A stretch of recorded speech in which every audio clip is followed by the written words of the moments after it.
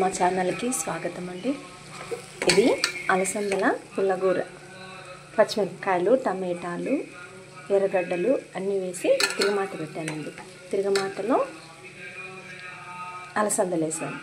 కొంచెం నూనెలో వేగిస్తున్నాను. తర్వాత మామిడికాయ ముక్కలు వేస్తాను.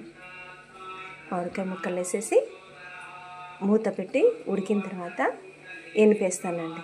అంతే, తిరగమాత కూడా లేదు. ఎందుకంటే తిరగమాత ముందే పెట్టేశాను కదా, అందుకు. ఓకేనండి. అలసందల మామిడికాయ పుల్లగూర. మామిడికాయలు వేసేస్తున్నాను.